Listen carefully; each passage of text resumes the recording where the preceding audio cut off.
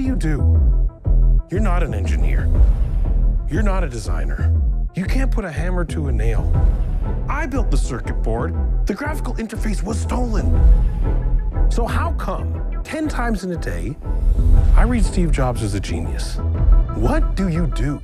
How's it going, everybody? Today I'm going to be talking about the new Danny Boyle directed film, Steve Jobs. As Steve Jobs stars Michael Fassbender, Jeff Daniels, Kate Winslet, Seth Rogen, and a couple others along the way. So the movie takes place in 3 different time periods, 1984, 1988, and 1999, all before an Apple product launch, or in 1988's case, a Next product launch. And this film had tons of problems.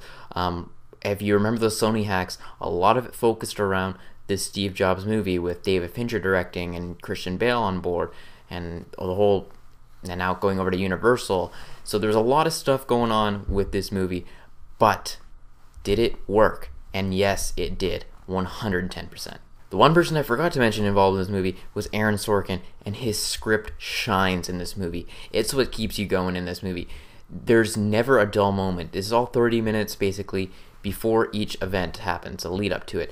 And a lot of stuff goes down. I've heard not a lot of it is completely true, but it makes for an entertaining movie with just dialogue. It's all talking. It's all walking down hallways, sitting in rooms with other people. And a lot of those conversations are involved around Steve Jobs' daughter and whether he wants to acknowledge that he is the father or not. As you see in the trailer, he says, I'm not her father.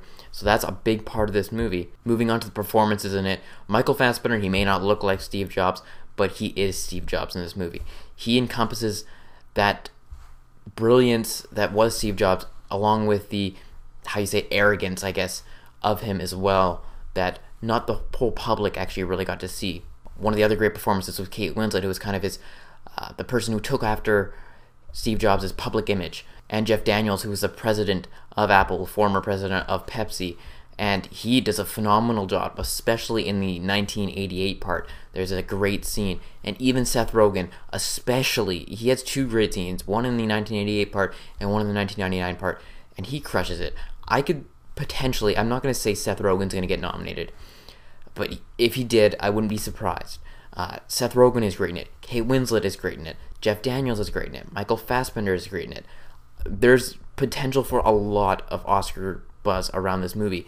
And the script, I think Aaron Sorkin should get a nomination for it because it's brilliant. They even filmed the 3 sections with different types. So the last part is in digital, and you have 65mm and 35mm in the beginning parts. And you can even tell a distinct look. It looks a little more grainy at the beginning, and then at the very end, it's very crisp and clear. It's awesome. Just to add that creative touch to it just makes it even cooler. So Steve Jobs isn't necessarily the most likable character throughout this movie, but his relationship with his daughter is what brings him and grounds him to reality and to earth and to who he should be as a person. And by the end of it, you really get a sense of who Steve Jobs actually is. So everything combined, from the script to the performances to even Danny Boyle's direction, this is a great movie.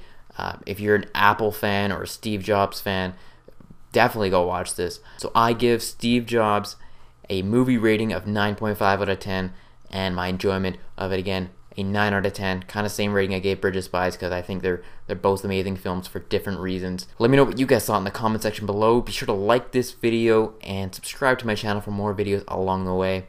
That is it, and I will talk to you all later.